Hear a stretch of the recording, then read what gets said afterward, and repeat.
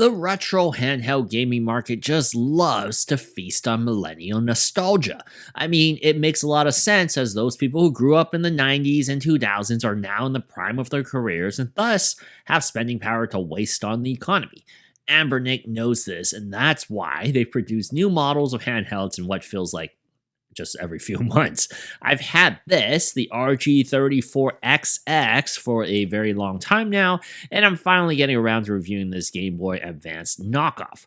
While the Game Boy Advance wasn't my personal favorite Nintendo handheld growing up, I did spend many years with it out in the real world, traveling everywhere. It was great times. How close, though, does the RG34XX come to modernizing that legendary device? I'm Alex from the Semnotics, and this is my full review right now.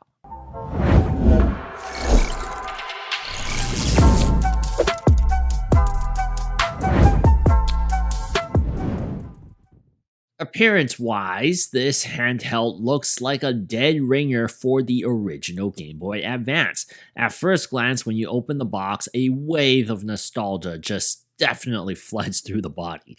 This is a form factor that is tried and true. While many other Chinese companies have sold knockoffs of the Game Boy Advance over the years since its release in 2001, I'm making the claim right now that this is the best of them all as of publishing of this article. We'll get to the materials and the feel in your hands very soon, but just know that this thing simulates what the original GBA felt like in your hands pretty darn well. I've come to own many different retro emulation handhelds to be used for very specific consoles. It's a luxury for sure, but I know many of you out there reading this are also handheld addicts who also own many different products like me. If I'm 100% honest, I do actually prefer using this to play GBA titles over the Anbernic RG35XX SP. While I ironically saw the original Game Boy Advance SP as my perfect handheld growing up, I actually think the RG34XX does a better job at replicating the Game Boy Advance than the RG35XX SP did the SP form factor. No matter how much I enjoy that flipping form factor, something just never felt right about that Anbernic clone. That's not the case here with this. Once again, if I'm being 100% honest, I might prefer using this clone over the real GBA, even if it was modded with a backlight. One of the reasons for that is that there's a sharp 3.4-inch 720 by 480p display that looks absolutely terrific to look at. It's vibrant and really helps make especially Game Boy Advance games just pop. The great thing about emulation is that you can make it look exactly the way you want it to, suit whatever style of play you want.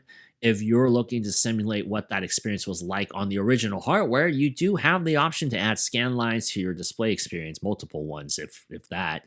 If you want to experience it as digitally clear as possible to take advantage of this brighter IPS screen for GBA content, you also have the option to. It really is a preference, and you can only do that with emulation.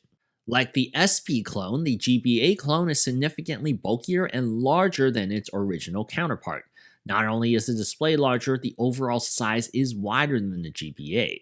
This works out fine for me, as most of us who grew up with a GBA are also adults now, and our hands are larger than they were back in 2001. The RG34XX fits comfortably in my hands, and I feel less cramped holding this than some narrower handhelds in this horizontal landscape like this. It's a good size and also a good weight. An extra row that houses an extra L2 and R2 shoulder trigger behind the L and R buttons contribute the most to modernizing the GBA layout. This uses a 3500 milliamp hour rechargeable battery instead of those disposable AA batteries like the original. Anbernic says it will survive up to 8 hours of gameplay, but I clock it in around maybe 6 hours with reasonable brightness and the majority of the gameplay focusing on GBA and below. The standby battery life isn't quite as healthy as I'd like it to see, averaging a relatively heavy drain when left sleeping. It will only survive about a maximum of, I would say, under 2 days on standby. There's a bevy of additional buttons on here that the original GBA didn't have, since this is an emulation console that requires more input. On the top frame are two small buttons that flank the USB-C port and a mini HDMI port. The small button, or the R button as it's symbolized, is a quick soft reset that reboots the entire system. The M button opens up the emulation settings menu where you can exit out of a ROM or adjust options for that emulator. There are two micro SD card slots behind that row that can expand the 32 gigabytes of internal memory on the hardware, and the other one is for the software. On the face of the shell, the buttons are laid out basically identically to the GBA, with the directional pad start and select buttons on the left side of the display. The A and B buttons are on the right with a single speaker under them. What was added to this layout are an additional X and Y button on top of the A and B. I think Anbernic made a terrific choice choosing buttons that match the color of the system for those two added buttons, as they blend right into the shell as if they didn't exist. It's a phantom button when playing a GBA title, but all available to use on a different emulation console when needed. Rounding out the bottom frame is a volume scroller, a headphone jack, and the power button. The directional pad was a tad too mushy for my liking. Membrane switches are what they are, and the ones on the Game Boy clone just feel alright. It's not a high bar to set, as the 25-year-old Game Boy Advance didn't have the best performing dome switches back in the day either.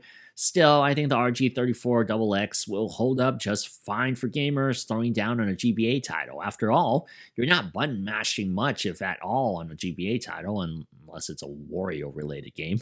And from a performance standpoint, we really don't have much to talk about. This was catered to play GBA titles, using that same H700 quad-core ARM Cortex A53 CPU powering Anbernic's SB clone that we reviewed. The RG34XX runs GBA titles like a champ. Gameplay is stable and runs well, powered by this Linux operating system. 1 GB of RAM is plenty enough emulating this era of handheld gaming, and you really shouldn't run into any issues whatsoever playing games up to GBA. In fact, while I personally don't use this as my go-to for PS1, this handheld can actually run and handle many PS1 titles relatively well, in my opinion. As a modern piece of technology, it's also capable of multiplayer connection through Wi-Fi. You also, if you really wanted to, you could even stream PC games onto the handheld as an extension of a gaming PC. So it's ironic to say this about a gaming handheld, but there really isn't much needed to talk about in terms of gaming. From my experience with both devices, this RG34XX is literally the RG35XX SP in another body. I've played the same ROMs and the same emulators, and I genuinely have not noticed a difference at all in performance. Buy this because the GBA was your favorite handheld and you are extremely nostalgic to have one back in your hands. Likewise, buy the RG35XX SP if the GBA SP was your favorite Game Boy Advance. At this point, Anbernic literally spits out Game Boy clones for every single nostalgic itch imaginable, so there's really something for everybody. Occasionally, I feel like reliving my childhood memories with this particular form factor, so I do love pulling it out and playing a quick session here and there. If you plan on using the RG34XX as your main emulation console, though, I do think it can handle most expectations as long as you are aware of the limitations of the hardware and the era that it caps out in emulating. Once again, I'm Alex from the Subnautics. Now let me know which your favorite Game Boy Advance handheld was. Was it the original GBA, or was it the SP form factor, or even the Micro? Let me know in the comments below, and I'll see you guys in the next video.